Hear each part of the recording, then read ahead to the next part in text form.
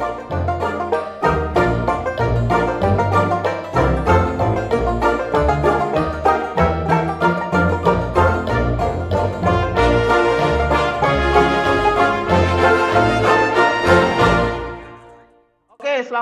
siang semua, selamat siang pemirsa Facebook Prima ID, selamat siang masyarakat Indonesia, selamat sore waktu Papua, Om Fritz, Bung Semawom, selamat sore waktu Papua.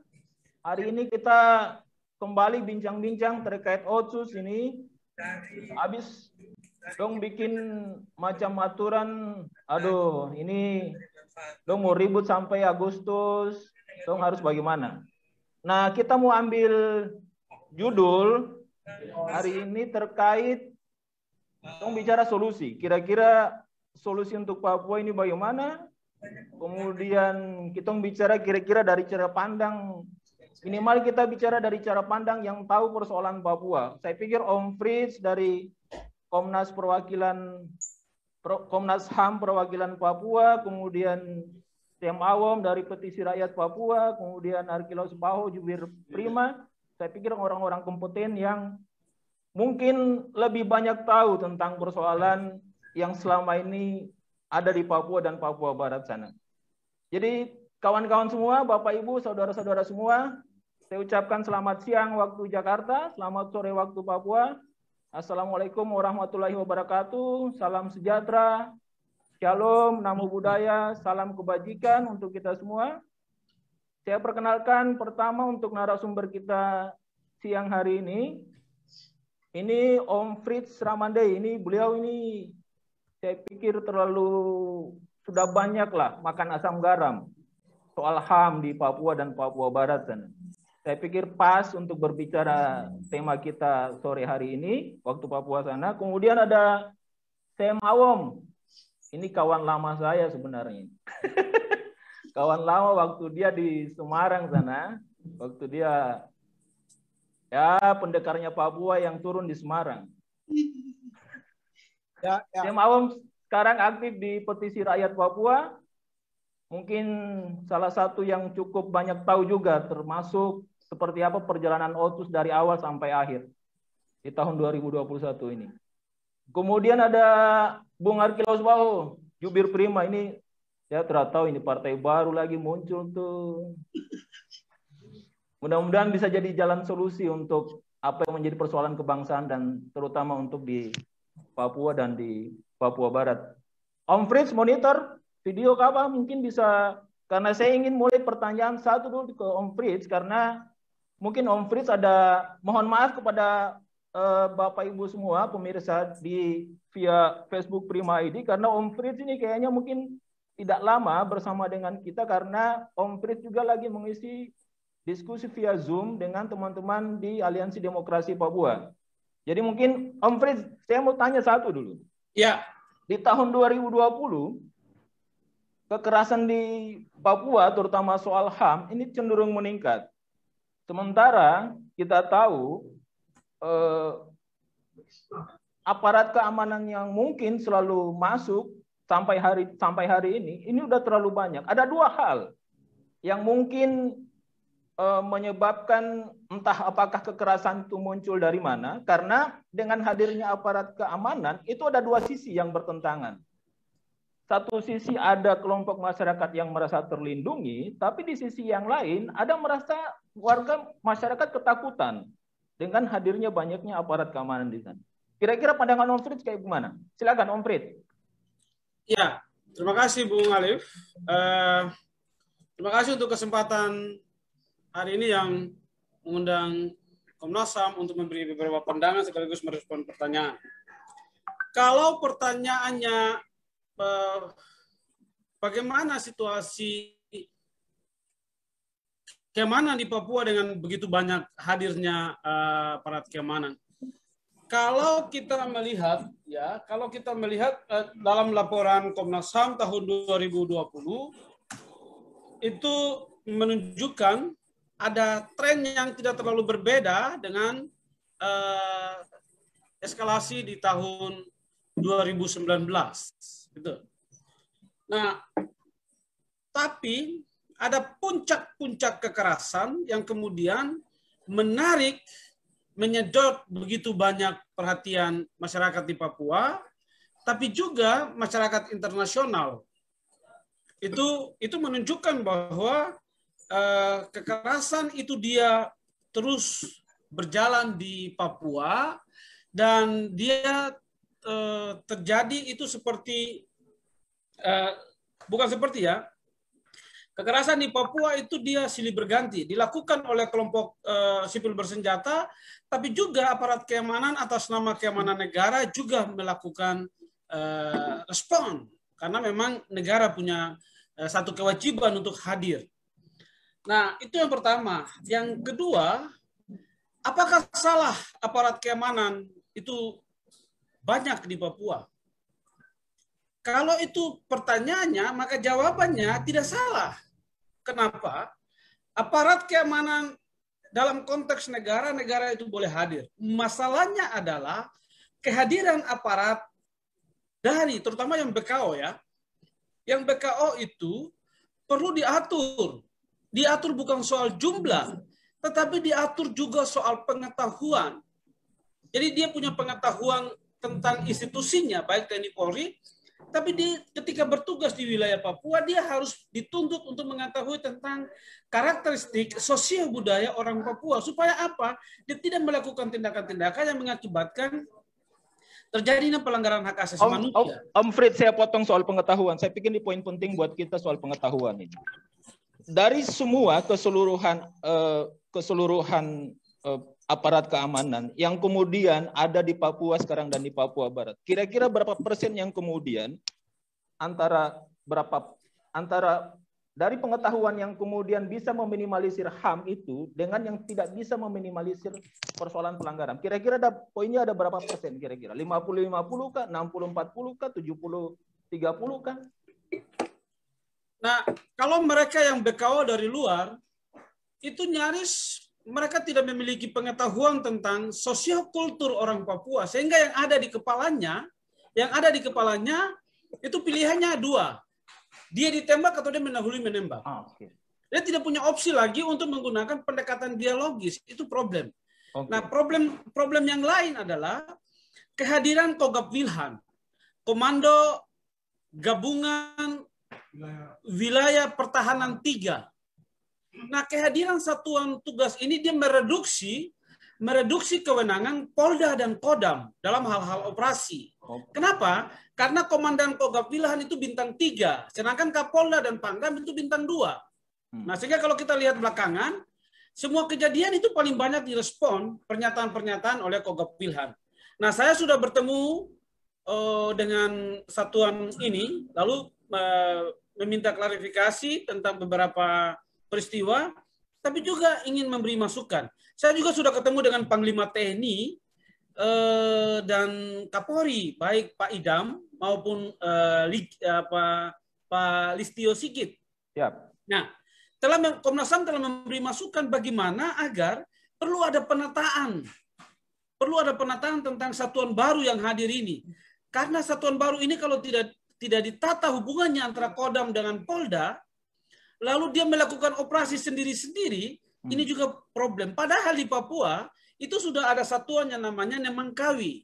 Nah, Nemangkawi itu di dalam Satgas Nemangkawi itu kan ada satuan polisi dan satuan tentara yang menggunakan tema operasi penegakan hukum. Nah, sementara Satgas ini dengan berbagai satuan-satuan dan sandi-sandi operasi. Nah, yang paling terakhir dari saya, kalau kita ingin memotret situasi hak asasi manusia di Papua, kalau kita ingin flashback sedikit, memang ada 3 kasus yang sampai sekarang belum selesai. Selain itu ada begitu banyak kasus-kasus yang juga belum disentuh penyelesaiannya melalui mekanisme hukum. Nah, karena itu problem utama adalah kemauan. Presiden telah memerintahkan lembaga-lembaga penegakan hukum untuk berkoordinasi agar penyelesaiannya. Tapi kemudian tidak bisa. Nah, tantangan di tahun 2001 sekarang adalah soal pemekaran dan kelanjutan otonomi khusus. Saya tidak ingin menyebut Otsus jilid 2, karena di dalam Undang-Undang Otsus tidak menyebutkan jilid 1 dan jilid 2. Tidak. Nah, tantangan kita di 2001 sekarang adalah skema pemekaran provinsi dan bagaimana kelanjutan otonomi khusus Papua. Bung, saya pikir itu pandangan saya. Terima kasih Bung Alif dan Arki serta Bung Sem. Itu pandangan saya. Terima kasih. Om Fritz, sebelum saya lanjut ke Bung Sem yang sekarang lagi banyak mendapat dukungan dari petisi teman-teman petisi rakyat Papua. Potensi konflik akan ketika kemudian aspirasi yang sekarang banyak berkembang, walaupun kemudian sebagian kelompok juga setuju dengan kelanjutan Otsus, tapi praktis di lapangan Otsus ini bisa menjadi bara dalam sekam yang akan kemudian juga akan meledak ke depannya. Nah, problemnya sekarang seperti apa meminimalisir ini? DPR RI, kemudian pemerintah sudah bicara hari ini, kemarin sudah pertama kali rapat dengar pendapat, melakukan rapat kerja. Nah, apa yang harus kemudian menjadi solusi utama? Ketika kemudian keinginan arus bawah untuk dalam tanda kutip masih bertanya-tanya tentang kelanjutan Otsus dengan kehendak pemerintah dan DPR untuk misalnya melanjutkan Otsus, kemudian ada pemekaran, atau sekarang malah soal mau bangun istana di Papua. Seperti apa Om Fritz? Ya, problem utama otonomi khusus 21 tahun ini adalah baik Papua dan Papua Barat itu tidak punya grand design. Jadi siapa gubernur bikin suka-suka, siapa bupati bikin suka-suka dalam konteks otonomi khusus. Sehingga sulit mengukur capaian Otsus. Jadi, tapi bahwa kehadiran Otsus ada memberikan efek pembangunan harus diakui. Nah, saya pikir penyelesaian Papua ke depan itu ada banyak pilihan. Banyak pilihan-pilihan. Pemekaran apakah itu pilihan yang benar? Kalau alasannya rentang kendali pembangunan, iya. Lalu ada Papua kita punya pengalaman. Saya mantan ketua panel di Presidium Dewan Papua di era itu. Nah, bagaimana ada proses dialog yang bermartabat di antara orang Papua dengan pemerintah Jakarta? Dan sebenarnya pemerintah Jakarta itu tidak alergi tentang merdeka. Tapi problemnya adalah bagaimana mengkomunikasikan. Nah, kita punya masalah dengan partai-partai politik yang sekarang berkuasa di Republik ini. Partai politik tidak memiliki platform tentang bagaimana membuat Papua menjadi kondusif. Itu problem utama semua partai politik. Itu problem utama sekarang. Kenapa? Karena mereka tidak memiliki kemampuan untuk berkomunikasi secara baik. Beda dengan di waktu lalu. Di waktu lalu kita ada punya Yoris Raweai di DPR, kita punya SP Morin. Mereka punya kemampuan berdiplomasi secara cerdas.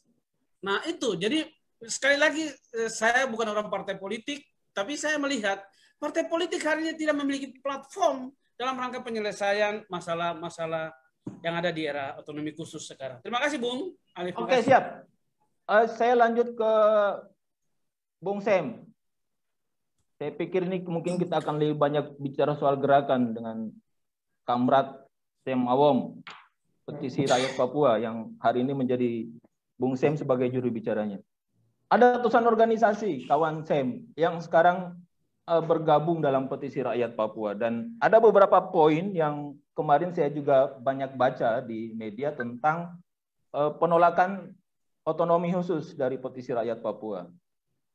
Kawan Sem, seperti apa? Apa yang harus dilakukan ketika aspirasi penolakan Otsus ini berhadapan-hadapan dengan keinginan pemerintah dan DPR yang hari ini sudah mulai membahas untuk melanjutkan otonomi khusus? Seperti apa, kawan Sem? Ya, yang pertama saya pikir terima kasih buat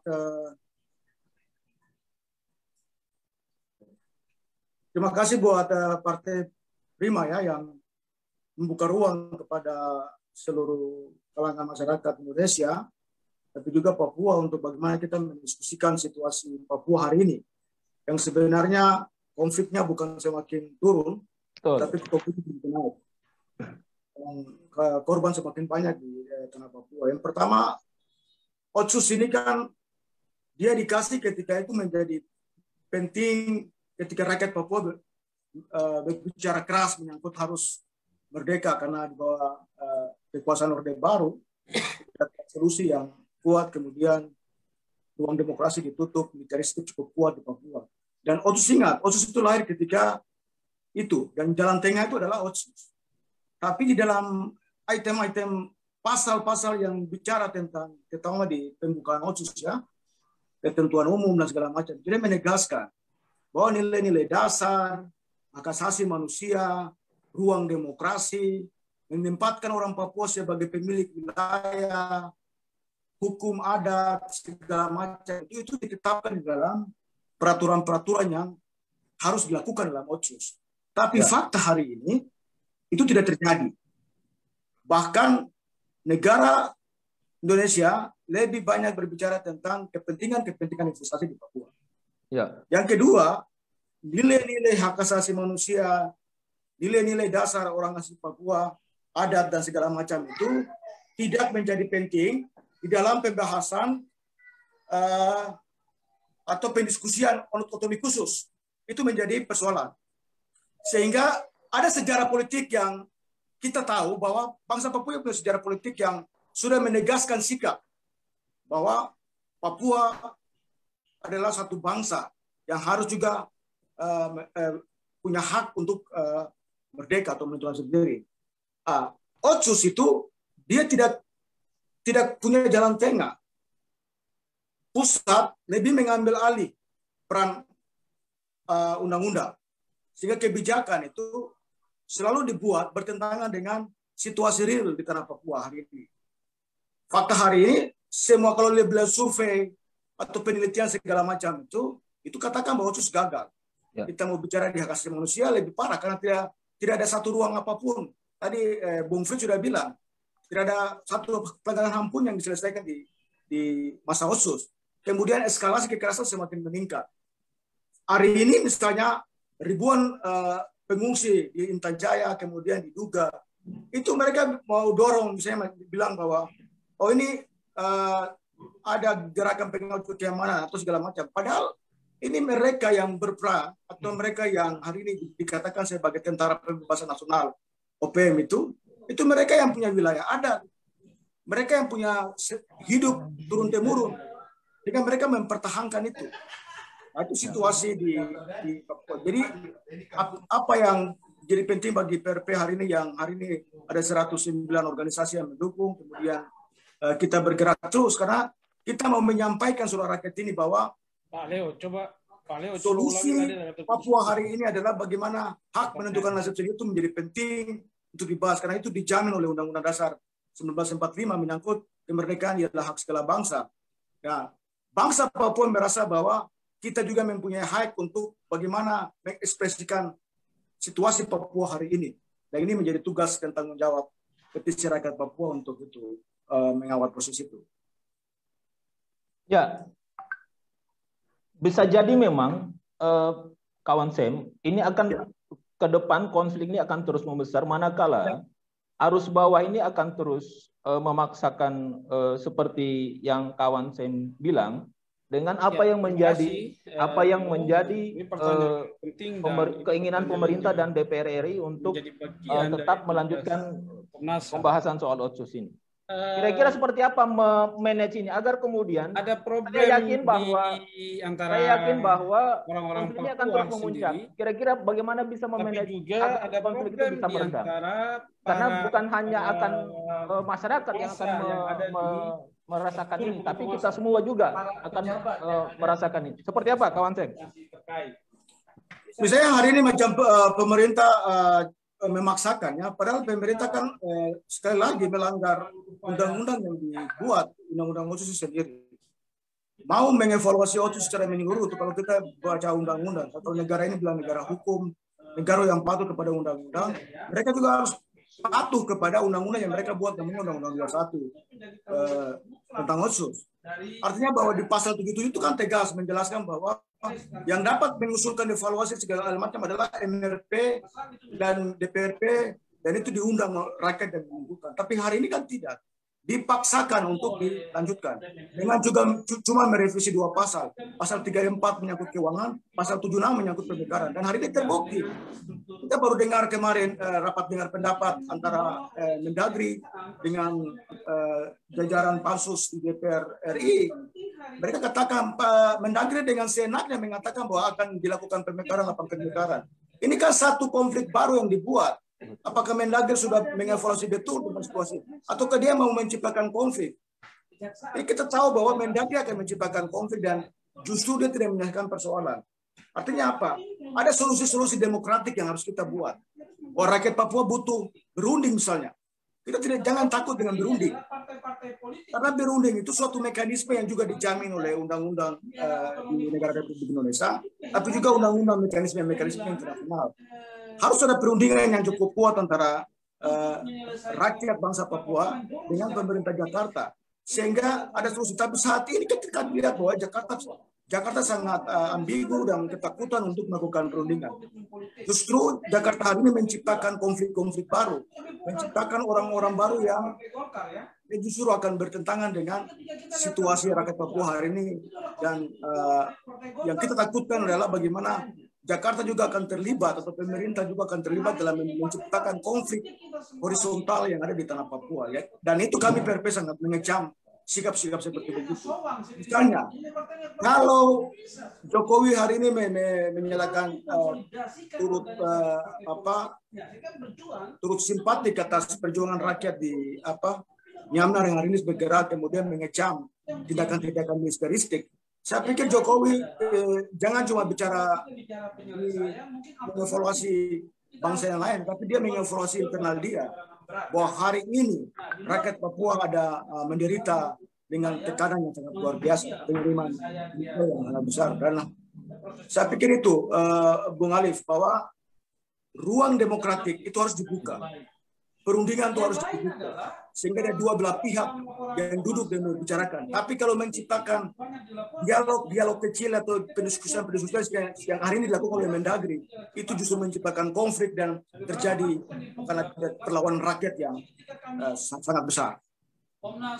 Oke, kawan Sim, Om Fritz mungkin bisa monitor dulu untuk mute suaranya, Om Fritz. Walaupun di proses secara internal ada yang... Oke, kawan Sam, satu poin tadi yang saya tangkap solusi demokratik, yaitu tentang berunding atau bagi kami dalam beberapa tahun yang lalu mengusulkan dialog seluas-luasnya. Saya pikir mungkin seperti itu, kawan Sam, ya, agar kemudian meminimalisir konflik dari sejak dulu sampai sekarang, karena konflik itu pasti akan muncul terus, karena arus bawah terus mendesak agar kemudian menolak otsus, kemudian yang Jakarta juga terus memaksakan. Saya pikir poin penting, kawan Sam, soal solusi demokratik atau dialog atau berunding itu, ya. Ya, saya pikir itu perundingan menjadi penting karena saya pikir perundingan itu sudah sikap yang didorong untuk mereka di kawasan Pasifik. Mereka selalu menyuruhkan itu di zaman sudah beberapa tahun ini, tapi Jakarta selalu tidak merespon dan mereka menciptakan konflik baru. Konflik-konflik baru ini, pemekaran yang didorong oleh Mendagri hari ini, kami menilai bahwa Mendagri hari ini mau menciptakan konflik baru di tanah Papua. Sip, kawan Sam, saya mau pindah ke Bung Arki. Bung Arki, catatan dari kawan Fritz, ada partai politik yang hadir selama ini justru tidak bisa berbuat banyak, tidak bisa melakukan hal terobosan-terobosan agar kemudian persoalan otsus ini bisa kemudian tidak menimbulkan konflik. Seperti apa konsep Prima agar kemudian tidak sama dengan partai-partai yang selama ini seperti catatan Om Fritz tadi. Silakan kawan Argi. Baik, terima kasih kawan Alif, terus kawan Sam dan Fritz yang sudah memulai topik kita. Jadi Prima itu melihat persoalan Papua itu lebih pada persoalan yang lebih substansif, ya, substansi. Jadi tidak hanya persoalan anggaran dan kewenangan yang hari ini dibahas oleh pemerintah dan DPR. Jadi apa yang dilakukan oleh pemerintah dengan partai-partai yang ada hari ini di DPR melalui pansus, otsus dan segala macam, Jadi mereka ini kan hanya membahas penambahan anggaran dan kewenangan mengelola dana otsus dari provinsi mau ditarik ke pemerintah pusat. Artinya bahwa ini sebenarnya kan bukan membicarakan persoalan substansif yang tadi disampaikan oleh Bung Fritz Ramandai maupun yang disampaikan oleh kawan Semawam tadi itu. Artinya apa? Bahwa memang partai-partai ini kan kalau kita mau menggali lebih dalam, ini sebenarnya kan semua lahir dan kemudian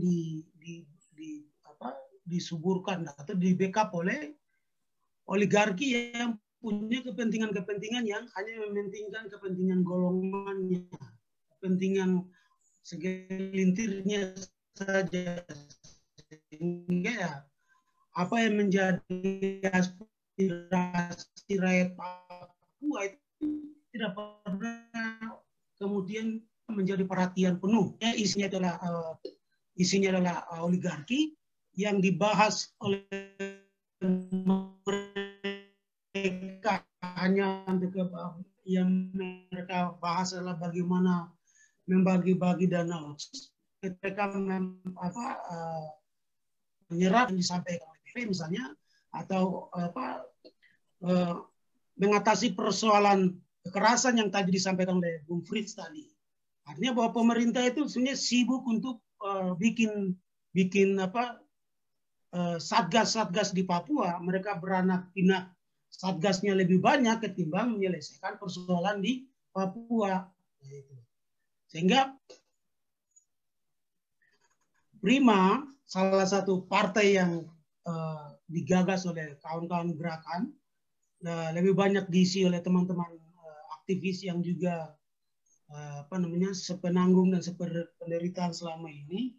Kita melihat problem Papua itu sebenarnya problem yang harus diselesaikan menurut cara-cara orang Papua. Artinya bahwa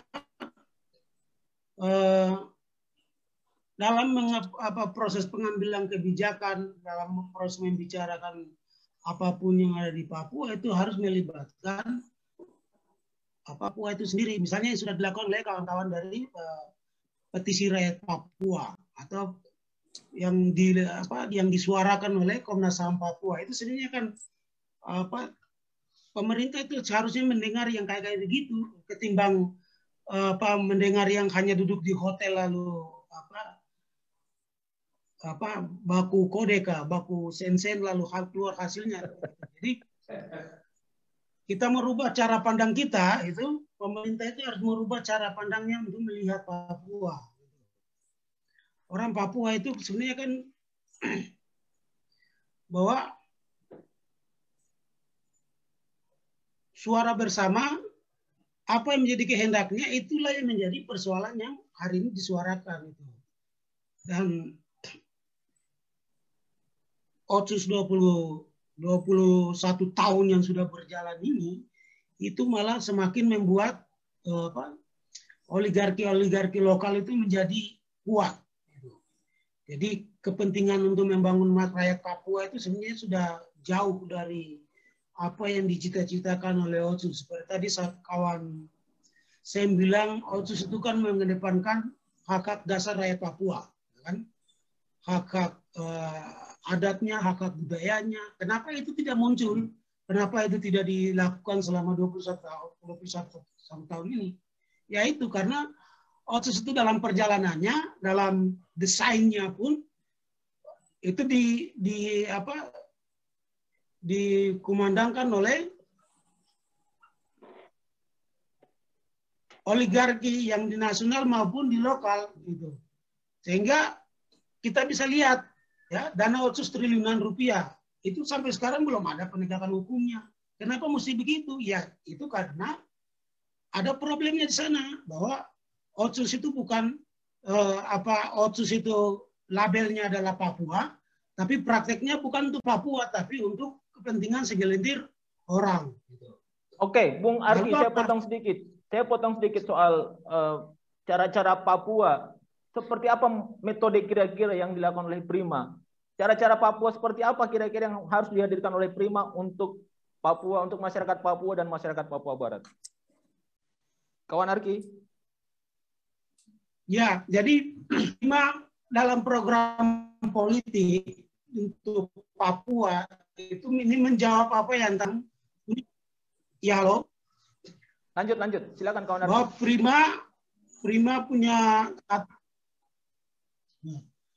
Prima punya program politik khusus untuk Papua harus diperlakukan secara khusus sehingga kita menerapkan proses keterlibatan marga maupun suku dalam proses pengambilan kebijakan di tingkat legislatif gitu. Jadi kita ingin supaya setiap marga di Papua itu punya putusan, punya perwakilan di parlemen, di DPR maupun di provinsi maupun di kabupaten, supaya apa? Supaya dia terlibat dalam proses pengambilan kebijakan, dalam proses pengawasan di parlemen itu. Nah, ini tujuannya untuk apa? Tujuannya supaya tidak ada orang Papua yang merasa hak-haknya tidak diwakilkan. Itu sebenarnya prinsipnya. Jadi Prima ingin agar demokrasi, musyawarah mufakat dan apa yang menjadi cita-cita bangsa ini, yaitu terutama adalah Pancasila sendiri, itu harus dihidupkan di Papua, yaitu melalui partisipasi marga. Karena apa? Di Indonesia ini, suku yang paling banyak di Indonesia yaitu di Provinsi Papua. Ada berapa suku itu? Kalau yang data sekarang itu kan sekitar 275 suku, ya. Tapi masih banyak yang belum teridentifikasi, yang belum terangkat, gitu. Jadi kalau kita gali dari berbagai sumber, itu kira-kira ada sekitar 300-an suku, ya. Belum lagi marganya, itu. Jadi orang Papua itu dikenal karena marga. Begitu. Jadi kenapa tidak? Kalau marga-marga ini punya hak politiknya masing-masing. Marga-marga ini yang mereka bisa mengawasi, mengontrol kebijakan pembangunan di tanah wilayah mereka, bisa terlibat aktif dalam melakukan proses-proses diskusi tentang apa yang terjadi di wilayahnya, kan gitu. Jadi Prima melalui Dewan Rakyat Papua, disitulah proses sebenarnya kan konsolidasi di kolektif marga dan kemudian kesatuan marga-marga tadi, itu kemudian menghapus yang namanya klaim-klaim, gitu kan, klaim-klaim sepihak. Gitu. Ketika DRP itu sudah dibentuk, saya pikir mungkin pansus otsus itu sebenarnya tidak ada, gitu. Karena apa namanya demokrasi paling tertinggi ya ketika setiap marga itu berbicara tentang nasib tanah Papua, kan begitu. Oke, Bung Arki, saya mau kembali ke Sam Awam dulu. Kawan Sam, dari tema kita hari ini ada 3 poin kecil sebenarnya, ada 3 poin tema kecil terkait tema besar kita hari ini. Pertama soal pelanggaran HAM, kemudian yang kedua adalah soal kelemahan otsus jilid pertama atau otsus sebelumnya, dan yang ketiga adalah solusi selain merdeka. Apakah kemudian soal bukti-bukti pelanggaran HAM hari ini oleh DPR RI sebenarnya sudah katanya banyak mendapat laporan, akan tetapi kemudian tindakan ke bawah justru nihil. Seperti apa kawan Sam Awam melihat itu? Ada banyak pelanggaran HAM misalnya, tapi kemudian oleh aparat, oleh pemerintah kemudian tidak menjadi prioritas untuk bisa menyelesaikan. Saya mau bertanya itu ke Om Pris, tapi kayaknya Om Pris lagi juga masih sementara online dengan diskusi sebelah. Mungkin saya minta pendapatnya kawan Sam dulu sebelum Om Pris. Iya. Skema menyelesaikan persoalan pelanggaran HAM di tanah Papua ini kan dari Jakarta kan sebenarnya tidak ada. Komnas HAM Republik Indonesia kan selalu menyerukan bagaimana ada melakukan penyelidikan yang cukup masif di Papua sehingga mencari bentuk penyelesaian. Tapi fakta hari ini beberapa kasus-kasus seperti Wasior, kemudian Wamena, Biak Berdarah, yang sudah data berkasnya lengkap, itu pun masih putar tolak, bahkan terakhir Panai. Artinya menurut beberapa info dari kawan-kawan di Komnas HAM, pemerintah tidak punya niat serius atau niat baik untuk menyelesaikan persoalan Papua. Itu pun dari pendiskusian berbagai macam kajian dan segala macam itu, dia tidak punya strategi penyelesaian masalah hak asasi manusia. Artinya bahwa pemerintah tidak melihat hak asasi manusia sebagai satu syarat untuk bagaimana membuat trust kepada rakyat Papua. Seruan ini bukan saya dibuat oleh rakyat Papua yang hari ini berteriak tentang kemerdekaan. Seruan ini banyak didengungkan oleh lembaga-lembaga swadaya masyarakat, lembaga-lembaga agama, juga lembaga-lembaga di luar Papua internasional ya, solidaritas internasional. Bahkan lembaga-lembaga forum-forum seperti forum-forum di PBB itu menunjukkan itu. Terakhir kali kita tahu dalam beberapa minggu lalu kedutaan besar Amerika menyimpulkan bahwa negara sangat tidak serius untuk menyelesaikan persoalan hak asasi manusia di Papua. Ingat bahwa hak asasi manusia ini merupakan hak yang mutlak, hak dasar yang harus siap bangsa apapun itu harus menempatkan posisi itu sebagai nilai yang tertinggi untuk membangun trust kepada bangsa yang hari ini kita di Papua merasa ya kita ini dijajah karena kita tidak ada niat baik yang serius di Papua untuk menyelesaikan persoalan HAM. Kalau kita bilang kawan-kawan di DPR RI hari ini, macam tadi Bung Fritz bilang ya, tidak punya frame untuk menyelesaikan persoalan. Minimal mereka membuat pansus atau apa bentuknya yang betul-betul mendorong bahwa begitu banyak kasus pelanggaran HAM yang hari ini dilakukan dan negara tidak serius. Jakarta selalu membuat respon pelanggaran hak asasi manusia ketika ada desakan-desakan internasional untuk membicarakan persoalan Papua. Hari ini desakan internasional menyangkut mendorong Komisi Tinggi Hak Asasi Manusia untuk menginvestigasi kasus di Papua ini juga ditutup dengan berbagai macam alasannya. Artinya belum siap, situasi Papua yang tidak kondusif, situasi Jakarta yang tidak kondusif, masih menghadapi COVID dan segala macam. Artinya bahwa pemerintah tidak serius dan tidak punya desain strategis untuk menyelesaikan persoalan hak asasi manusia. Saya pikir ketika waktu itu di forum internasional Vanuatu bicara keras tentang situasi hak asasi manusia, jawaban balik dari pemerintah Indonesia justru menyalahkan negara mereka, menjustifikasi negara kecil yang tidak tahu persoalan. Tapi hari ini, misalnya kedutaan besar Amerika Serikat bicara tentang ada begitu banyak, ada beberapa pelanggaran yang hak asasi manusia yang pemerintah tidak serius. Belum ada respon dari pemerintah Jakarta untuk bagaimana melihat desakan internasional menyangkut persoalan hak asasi manusia harus diselesaikan.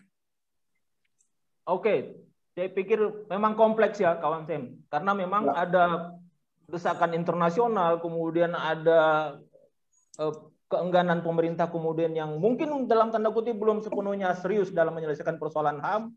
Kemudian ada persoalan di lapisan masyarakat paling bawah yang kemudian sudah mulai gerah dengan situasi di Papua. Pertanyaan tadi sebenarnya saya mau lemparkan juga ke Om Fritz. Om Fritz, monitor Om Fritz. Karena saya pikir juga Komnas HAM mungkin bisa juga menjawab terkait apa yang harus dilakukan oleh terutama Komnas HAM untuk bisa meredam konflik yang ada di Papua dan Papua Barat. Om Fritz, monitor.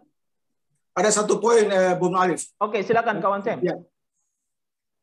Kita kalau lihat rentetan peristiwa pelanggaran HAM di Papua, ini kan peristiwa yang paling, kalau kita analisa, itu kan lebih banyak diakibatkan oleh berbagai macam persoalan investasi di Papua yang hari ini cukup masif.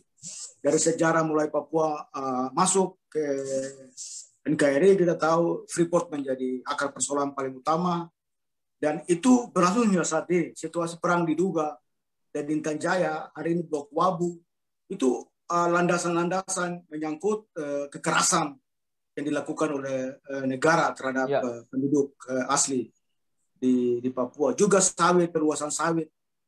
Jadi pengiriman pasukan dalam jumlah yang ribuan ini, mereka untuk bagaimana memperkuat atau menjaga investasi yang sudah dipikirkan untuk bagaimana mengolah. Jadi kalau hari ini Mendagri dengan tanpa berkonsep, tanpa mendiskusikan, kemudian melemparkan bahwa akan mendorong 8 provinsi, bagi kita inilah ruang yang Mendagri akan berikan kepada militer dan investasi untuk mengeruk habis, bahkan akan membuat persoalan yang lebih besar dibandingkan dengan situasi hari ini. Artinya betul itu kawan, saya potong sedikit Bung Sam Awam terkait soal pemekaran.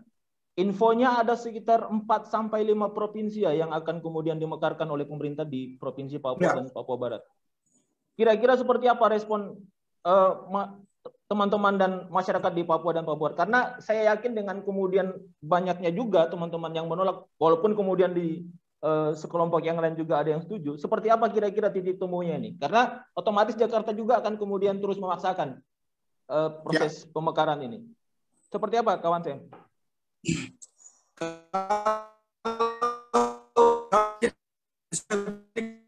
Ini tidak memisahkan persoalan. Pemekaran ini kan cuma mau membuka konflik baru. Kemudian orang-orang Papua yang bergerak di pemerintahan kan kelompok elit yang tidak mempunyai ruang strategis untuk mereka baik di pemerintahan, dan mereka ini kan bagian dari penganggur-penganggur politik dan penganggur-penganggur yang tidak mendapatkan ruang untuk bisa bergerak. Solusinya apa? Mereka buat itu pemekaran untuk mencari lahan baru. Tapi juga pemekaran ini bagian untuk bagaimana mempercepat proses investasi yang kalau kita baca berbagai macam literatur atau berbagai macam kajian dan analisa dari lembaga-lembaga swadaya masyarakat menyangkut di bidang ekonomi, sosial, budaya, Ecosop, mereka sudah kan petakan Papua bahwa Papua ini betul-betul harus dikeruk. Ada kebijakan-kebijakan atau undang-undang yang sudah diterbitkan, tinggal tunggu situasi macam tinggal dikeruk. Pemekaran merupakan, kalau lihat penjelasan dari Pak Tito itu, ini kan cuma untuk mempercepat komunikasi dan mempercepat ruang kendali. Tapi saat ini yang kita tahu bahwa penguasaan kebijakan ini ada semua di tangan TNI dan Polri, dan mereka yang menentukan suatu wilayah untuk berkembang dan segala macam. Hari ini saja rakyat sudah cukup gelisah dengan begitu banyak pasukan militer yang masuk, begitu banyak ruang-ruang demokrasi yang ditutup. Ketika kita mau mendiskusikan seperti begini, itu dibubarkan. Ketika kita mau aksi untuk menyuarakan suara-suara situasi Papua hari ini, kemudian dicap separatis, dicap sebagai pengganggu keamanan. Bahkan aksi-aksi kecil untuk menyampaikan pendapat itu dibubarkan. Ini situasi terakhir di Papua yang betul-betul ditutup ruang demokrasi dan betul-betul militer menguasai semua sistem, baik di birokrasi, di ruang-ruang gerak itu mereka kuasai. Jam malam mulai diberlakukan. Konflik-konflik horizontal ini diciptakan di seluruh Papua. Konflik pembunuhan, konflik perjudian, konflik segala macam diciptakan. Dan hari ini rakyat Papua diciptakan konflik yang cukup sistematis bagi kita. Bahwa strategi pemekaran adalah strategi untuk bagaimana mengacaukan solusi-solusi demokratik, solusi-solusi perdamaian di Papua hari ini. Oke, kawan Sam, saya mau monitor dulu Om Frits. Om Frits, monitor Om Frits. Sepertinya beliau lagi diskusi dengan teman-teman Aliansi Demokrasi Papua juga. Om Frits, monitor. Oke, saya nanti lanjut ke kawan Arki dulu lagi. Kawan Arki, ada dana triliunan rupiah tiap tahun yang masuk ke Papua Barat. Ada pemekaran. Ada katanya pemerintah pusat mau bikin istana di Jayapura. Konsep seperti ini kah yang kemudian harus dipaksakan Jakarta untuk ke Papua dan Papua Barat agar kemudian Papua dan Papua Barat bisa selesai masalahnya?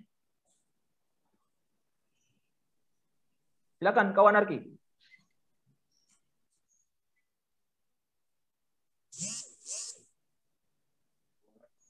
Kawan Arki?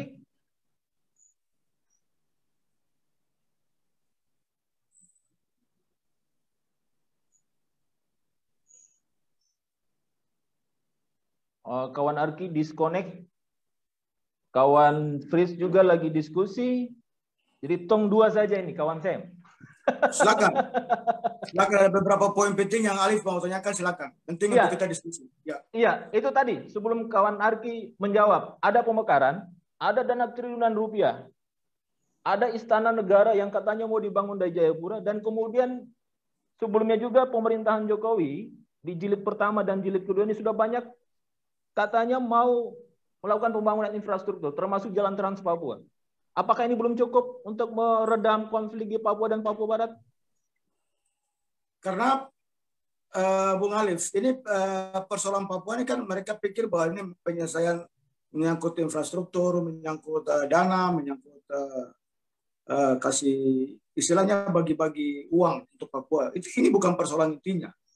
Artinya bahwa kalau kita bicara hari ini pemerintah sudah mengeluarkan 120 triliun ya untuk 20 tahun Otsus hari ini, itu bagi kami rakyat Papua, bagi kami bangsa Papua tidak sebanding dengan apa yang rakyat Papua atau tanah Papua berikan, baik dari Freeport, British Petroleum, sawit, hutan, laut. Bagi kami mungkin sudah ribuan triliun yang rakyat Papua berikan kepada Jakarta, tapi Jakarta mengembalikan, jadi mengambil banyak, memberi sedikit.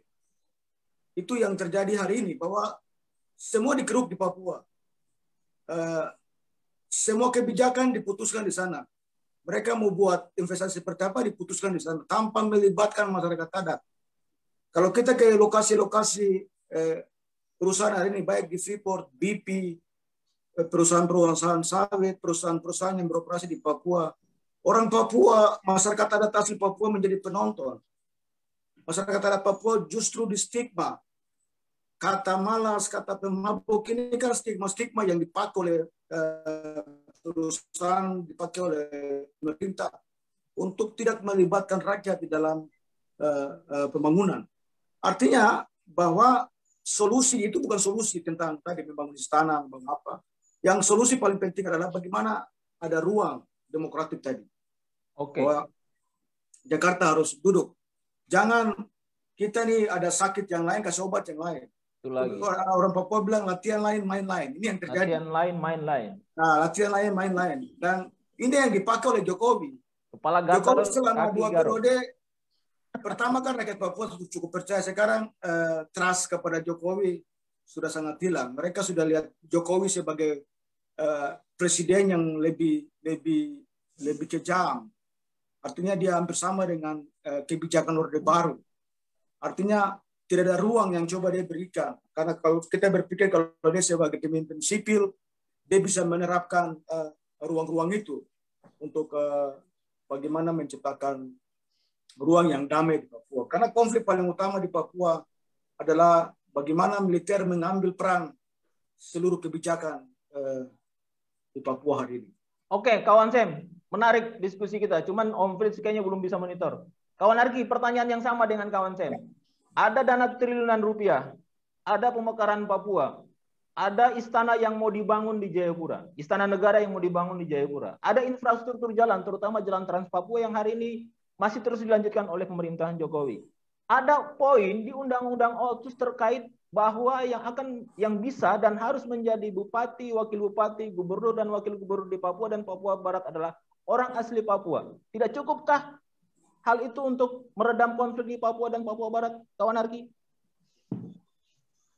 Ya, jadi kalau kita lihat apa semangat Otsus awalnya itu kan dasar kulturnya itu yang penting. Ya. Namun dalam prakteknya kan apa? Kursi-kursi Otsus itu diambil dari wilayah-wilayah adat. Itu kan sebenarnya tidak representatif untuk mewakili mayoritas masyarakat yang punya hak untuk mewakilkan untuk berbicara. Sehingga dengan kebijakan misalnya 14 kursi Otsus pun ketika mereka bicara orang tidak dengar mereka. Karena apa? di Papua itu kan memang apa ya, komunalnya itu kuat, kelompok artinya tingkat kekuatannya itu di submarga, ya, di submarga. Jadi kalau misalnya orang Baho bicara soal orang di Manokwari itu nggak didengar lah, karena daerah haknya beda.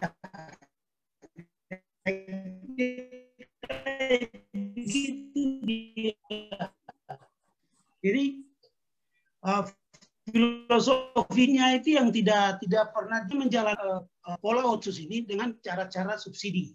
Jadi mereka hambur-hambur uang ke sana supaya bagaimana meredam aspirasi merdeka. Tapi kita lihat 20 tahun otsus sudah berjalan, OPM tidak ada berhenti-berhenti, ya. Yang memberontak juga tidak berhenti-berhenti. Artinya bahwa kebijakan pemadam kebakaran seperti itu sudah bukan eranya lagi, gitu kan? Lalu problem di nasional ini adalah problem cara pandang terhadap Papua. Itu penting. Siapapun presidennya, kalau cara pandangnya kayak begini ya sama saja, kan gitu. Makanya pemerintah itu seharusnya melihat Papua itu sebagai sebuah bangsa yang ada di dalam bangsa-bangsa di Indonesia ini. Jadi Papua itu tidak dipandang hanya sebagai subsidi pembangunan atau subsidi kesejahteraan atau subsidi infrastruktur segala macam, bukan, tapi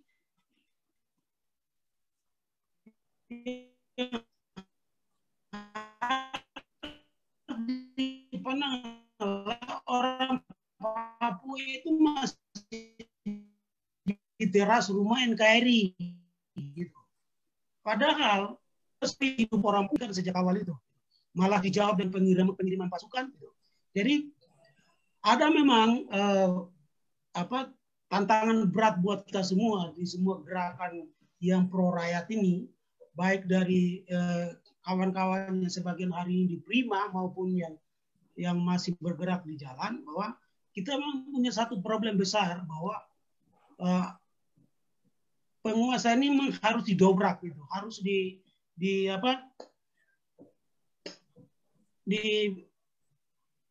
ditegur agar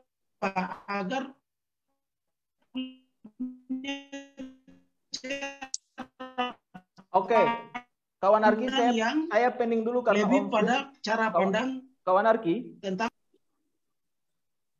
ya. Kawan Arki, saya pending dulu karena Om Fritz barusan bergabung. Om Fritz sudah kembali bergabung bersama kami, Om Fritz. Ya, Om Fritz. Ada satu pertanyaan tadi yang sebenarnya saya mau tujukan ke Om Fritz. Om Fritz, ada pemekaran, ada dana triliunan rupiah.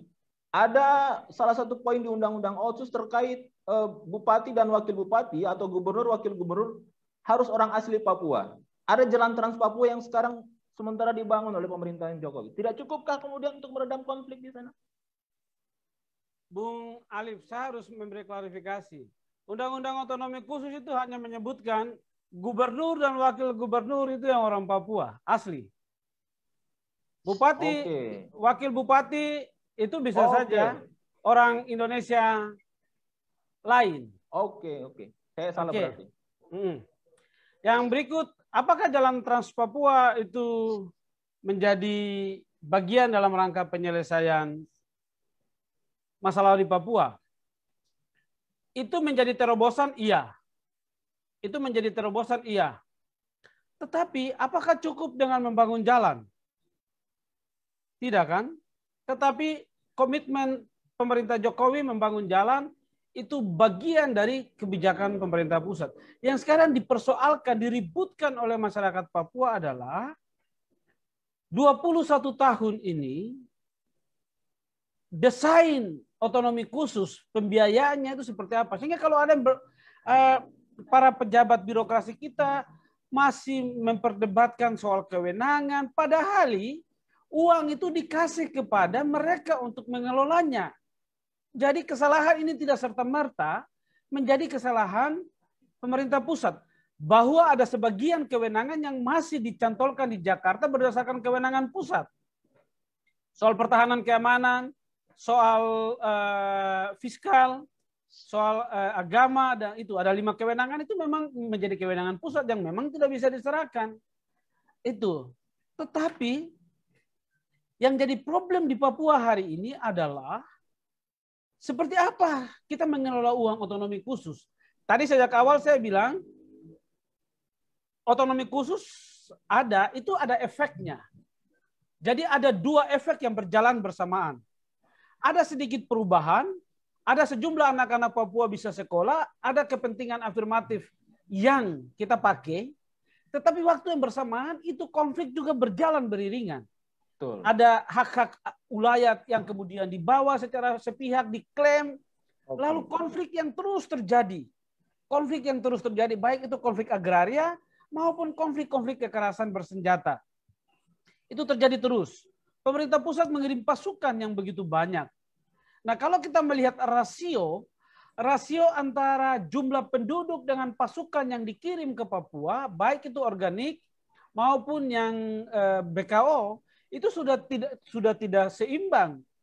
Artinya bahwa kalau satu anggota polisi atau anggota tentara itu membawahi 100 orang, maka jumlah tentara dan polisi sudah terlalu banyak di Papua.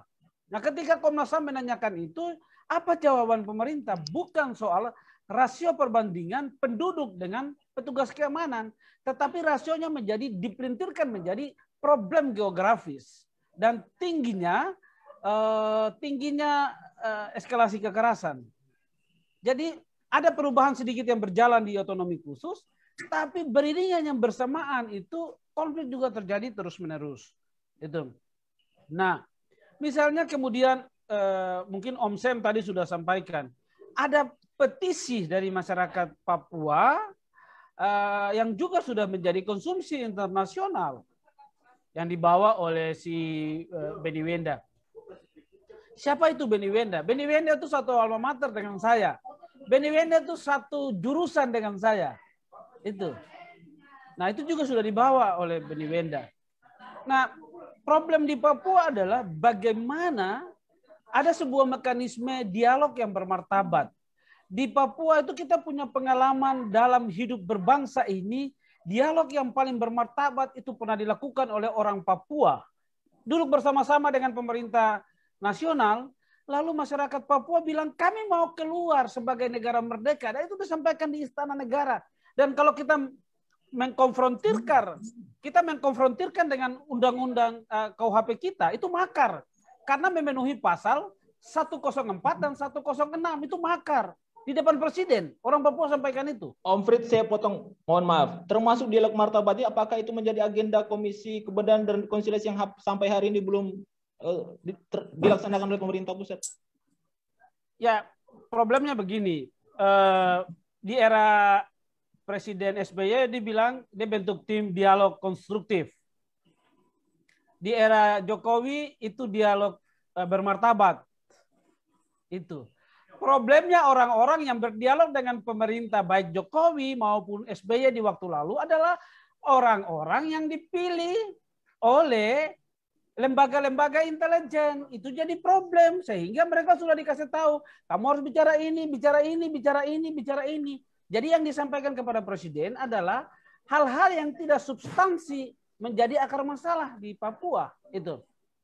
Nah, itu problemnya. Karena itu kalau saya boleh mengusulkan kepada rezim ini, Jokowi harus ditolong dengan membentuk satu tim yang bekerja secara silence untuk Papua, dan dia harus orang-orang Papua. Itu.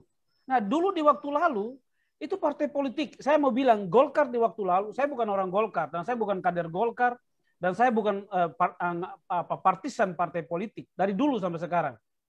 Tapi saya ingin mengatakan bahwa Golkar di waktu lalu adalah partai politik yang memiliki kematangan dan kejeniusan serta kepekaan dalam rangka menyelesaikan masalah-masalah di wilayah termasuk Papua. Problemnya apa kira-kira Om Fritz? Kalau kemudian konsep Partai Golkar itu paten untuk kemudian menyelesaikan konflik, problemnya di mana kira-kira? Kenapa kemudian negara atau pemerintah pusat atau teman-teman di Papua tidak mengambil konsep itu? Nah, problemnya partai-partai politik sekarang memiliki platform yang amburadul. Pendidikan kadernya itu Kalau saya ketua partai, kau anggota partai dari tempat lain, kau pindah ke partai saya tolak. Itu lagi. Nah ini semua orang begitu tidak jadi anggota partai di satu tempat, lompat, lompat, lompat. Pendidikan kader politik. Saya ketika dulu kuliah, itu kita semester 3 itu ada yang namanya pendidikan politik. Nah memang itu agenda Partai Golkar memang. Itu. Bahwa sekarang Golkar amburadul, iya. Itu. Partai-partai juga yang muncul itu amburadul semua. Karena partai sekarang itu dia tidak memiliki kepemimpinan kolektif. Tapi dia memiliki kepemimpinan partai-partai itu ketokohan. Itu problem sehingga partai itu amburadul semua. Semua apa kata Megawati? Iya. Apa kata SBY? Iya. Apa kata iya. Itu kegaduhan partai politik yang membuat tidak bisa menyelesaikan masalah-masalah kebangsaan di Indonesia, masalah-masalah yang terjadi di wilayah-wilayah secara khusus di Papua. Saya ingin ingatkan, dalam konteks Papua, kita sudah punya banyak special reporter dalam mekanisme Dewan HAM PBB, sudah mengirim special reporter untuk melakukan peninjauan terhadap situasi-situasi HAM di Papua. Nah, dengan banyaknya mengirim pasukan ke Papua itu bahaya.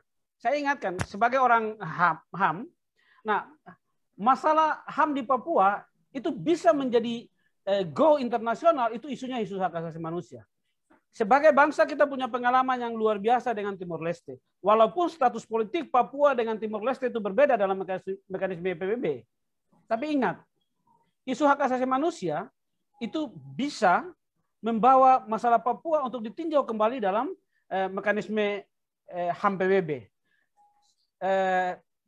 Kalau kita ingat di zaman TEIS, TEIS itu mereka sudah sampai di PBB berdiskusi dengan mengecek dokumen-dokumen di misalnya soal negara-negara mana yang masih bisa diperdebatkan status di PBB. Papua itu memang terkunci. Tetapi ingat dengan isu hak asasi manusia, itu status Papua itu bisa dibuka dengan isu hak asasi manusia. Isu hak asasi manusia itu bukan hanya tentara polisi menembak atau sebaliknya, tetapi masalah-masalah pembangunan itu juga bisa dibawa ke mekanisme HAM PBB. Saya pikir itu, Bung Alif. Ya, ada beberapa saya pikir lembaga yang kemudian banyak harus berkepentingan dalam persoalan ini. Ada partai politik, ada pemerintah, ada kemudian lembaga swadaya masyarakat di Papua, ada masyarakat Papua yang ada di Papua dan Papua Barat. Kira-kira titik temunya di mana, Om Frits? Kalau menurut Om Frits, karena pemerintah pusat punya agenda sendiri, partai politik kemudian ternyata amburadul, masyarakat di bawah di Papua Barat terus kemudian untuk tidak mau bersama-sama atau punya agenda sendiri juga. Kira-kira titik temunya di mana, Om Frits? Ya, kalau kita bilang masalah dalam konteks pemekaran dan kelanjutan otsus, itu terjadi kegaduhannya minta ampun. Dan itu mereka mencederai etika birokrasi. Pemerintah daerah tidak patuh lagi kepada pemerintah pusat. Dan pemerintah pusat tidak bisa menegakkan aturan birokrasi yang benar. Sehingga kegaduhan ini terus terjadi. Sangat kompleks. Sangat kompleks. Nah, karena itu titik temunya satu adalah pemerintah pusat dan pemerintah daerah harus menyadari posisinya sebagai penyelenggara negara untuk duduk bersama-sama bicara. Itu problem, itu hal pertama yang harus bisa ditemukan. Kalau dia ini sudah duduk bicara, lalu yang berikut adalah coba menggelar sebuah mekanisme penyelesaian konflik di Papua yang tidak sepotong-sepotong, tapi itu penyelesaian yang menyeluruh tapi secara berkesinambungan, tidak kemudian dia sifatnya parsialitas. Itu juga kemudian menimbulkan konflik. Nah, dalam kasus Papua, kenapa kekerasan itu terjadi? Itu karena kalau saya pernah menulis buku ya, saya pernah menulis buku dalam tesis saya, makar definisi dan teori suatu perspektif atas Papua. Nah, salah satu masalah terpenting adalah makar itu terjadi karena ada problem ekonomi. Nah, ketika problem ekonomi itu tidak bisa diselesaikan, maka dia akan tarik kepada isu-isu sipil dan politik dan kekerasan. Itu buku saya tulis sekitar 7 tahun, 8 tahun lalu ketika saya menyelesaikan disertasi, tesis saya. Gitu. Oke, kawan Sam Awam, pertanyaan yang sama kira-kira. Di mana kira-kira titik temu kita, kawan Sam? Ada pemerintah pusat yang kemudian juga punya agenda sendiri, partai politik yang kemudian juga tidak bisa berbuat banyak di DPR RI, kemudian ada pemerintah daerah dan lembaga masyarakat Papua dan Papua Barat yang kemudian juga punya agenda sendiri. Kira-kira titik temunya di mana, kawan Sam Awam? Bisa ulang, Bung Alif? Bisa ulang? Pertanyaan yang sama. Pemerintah pusat punya agenda untuk melanjutkan otsus, pemekaran, dan segala macamnya. Teman-teman di masyarakat Papua dan Papua Barat juga punya agenda sendiri. Kira-kira titik temunya di mana untuk situasi saat ini agar kemudian konflik bisa diredam? Jadi tadi yang seperti Bung Fritz sudah katakannya bahwa mencari bentuk penyelesaian Papua ini butuh satu konsultasi bersama yang harus kuat, baik dari pemerintah pusat, pemerintah Papua dan juga pemerintah. Itu mekanisme di birokrasi. Tetapi hari ini yang rakyat bergerak dalam petisi rakyat Papua sudah memposisikan diri bahwa mengkonsultasikan rakyat hari ini bersama dengan kekuatan organisasi rakyat yang terus bergabung dalam petisi rakyat, ini merupakan satu solusi yang coba dengan mekanisme menggunakan ruang rakyat untuk menyampaikan pendapat, menyampaikan tahapan, strategi untuk mendiskusikan solusi perdamaian atau solusi konflik di Papua, itu harus lahir dari bagaimana keterlibatan rakyat secara aktif. Sehingga kalau dikontekskan dengan yang tadi Bung Arkelaus bilang bahwa melibatkan seluruh potensi rakyat di bawah, baik suku, marga, di beberapa wilayah adat. Kalau di Papua ini kan ada 7 wilayah adat, ini mereka dilibatkan, tokoh-tokoh agama, tokoh-tokoh intelektual dilibatkan di dalam bagaimana merumuskan tim yang tidak diintervensi oleh pemerintah pusat menyangkut macam tadi yang saya sepakat dengan Bung Fritz bilang, jangan tim atau birokrasi yang dibentuk itu diintervensi dengan intelijen, intervensi di segala macam, itu akan selalu gagal dan selalu gagal. Pembentukan ruang-ruang itu harus dilakukan saat ini. Saya pikir kalau hari ini kawan-kawan Partai Prima yang punya strategi mendiskusikan solusi perdamaian, solusi konflik di Papua dengan membuka ruang sebesar-besarnya, itu bagian daripada bagaimana merumuskan tim yang terlibat dari gerakan rakyat, masyarakat adat, mereka yang punya kepentingan langsung, atau mereka yang langsung menjadi orang-orang yang dipercaya di grassroots, di rakyat. Sehingga tim ini yang bisa dipakai, bisa dipercaya oleh semua pihak, baik rakyat Papua maupun stakeholder yang ada. Kemudian ini yang akan merumuskan atau membuat tahapan-tahapan menyangkut berunding di Jakarta seperti apa. Tapi kalau tim itu dibuat oleh pemerintah Jakarta tanpa melibatkan, atau tim dibuat oleh Pemprov atau DPR atau segala macam tanpa melibatkan suara-suara rakyat hari ini, maka trust, kepercayaan kepada tim itu akan hilang. Tapi kalau tim itu lahir dari apa yang tadi cara pandang Prima tadi, bahwa melibatkan suku, marga, wilayah adat, itu akan mempunyai nilai yang cukup baik untuk bagaimana menyelesaikan tahapan menuju ke proses perundingan yang dimaksud. Oke, kawan Sam. Kawan Arki. Yang monitor kawan Arki. Ya. Ya. Saya belum buka karena saya langsung. Kira-kira apa yang menjadi hal baru dari Prima di tengah ketidakpercayaannya masyarakat terhadap partai politik? Apa hal yang baru kira-kira yang mau dihadirkan untuk terutama masyarakat Papua dan Papua Barat agar kemudian bisa mendapat kepercayaan? Silakan kawan Arki.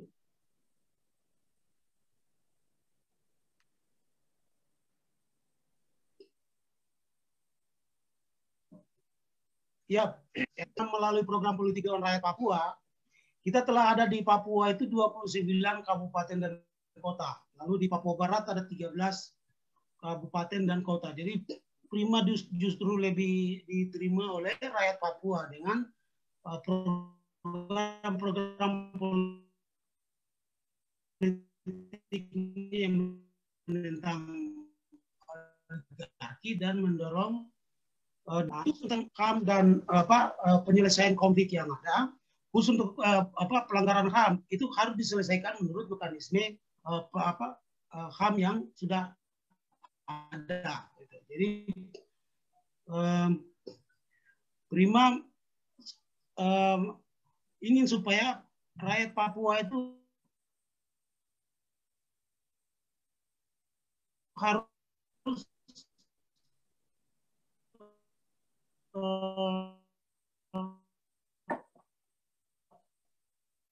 tidak lagi disubsidi modal kayak otsus kayak begini gitu. Jadi stop acara konsep benar-benar diberikan untuk apa? Untuk membangun kemandiriannya, untuk membangun kedaulatan rakyatnya gitu. Jadi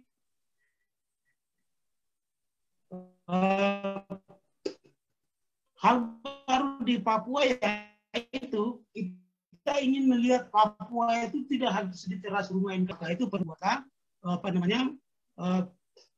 regulasi atau semacam pengakuan terhadap identitas, terhadap adat dan istiadat, terhadap filosofi hidup orang Papua. Itu yang lebih bagus ketimbang kita berbicara tentang anggarannya berapa, ya kan? Berbicara tentang mau bangun jembatan 10 mau bangun jembatan sana sini atau gedung pencakar langit itu tidak relevan itu. Tapi yang penting adalah bagaimana rakyat Papua itu dilibatkan. Proses pelibatan rakyat Papua ya melalui pelembagaan politik. Itu namanya Dewan Rakyat Papua.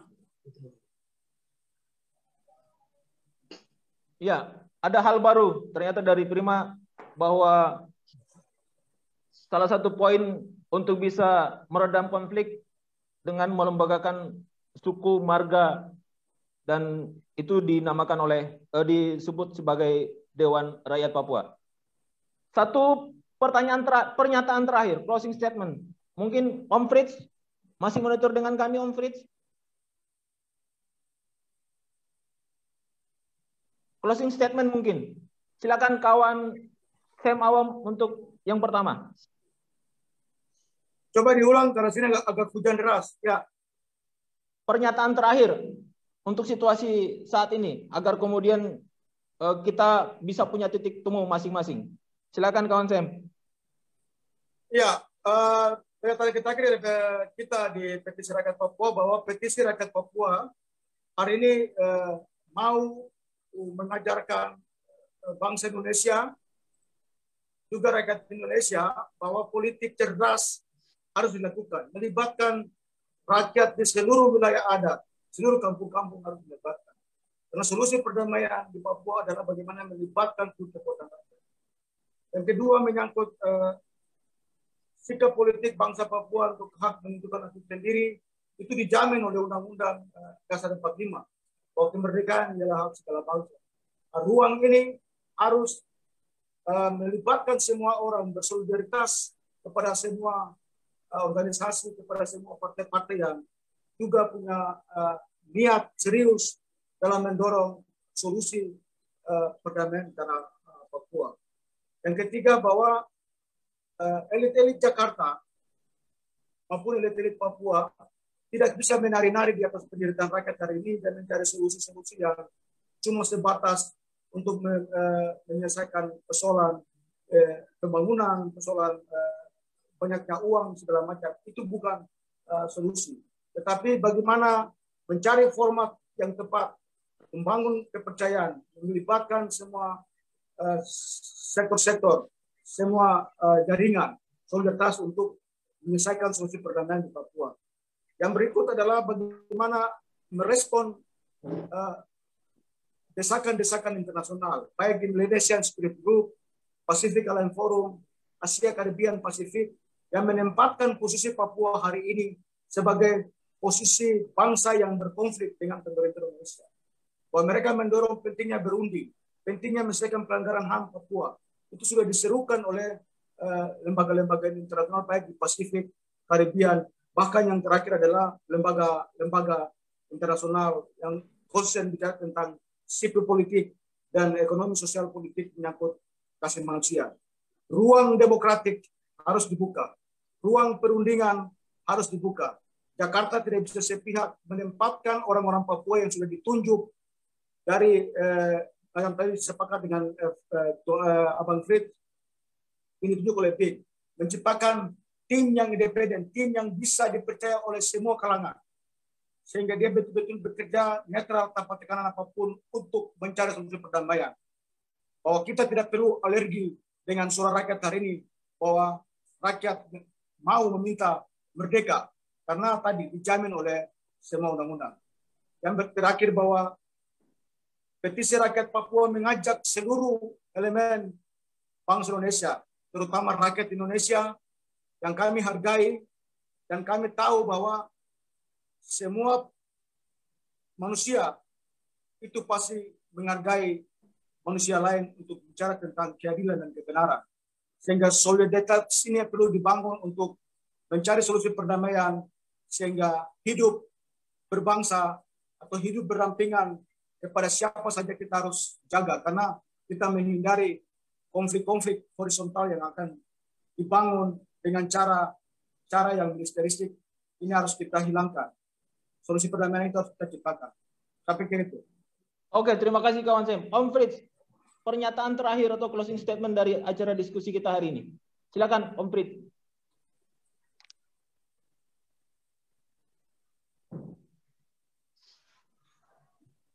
Mute.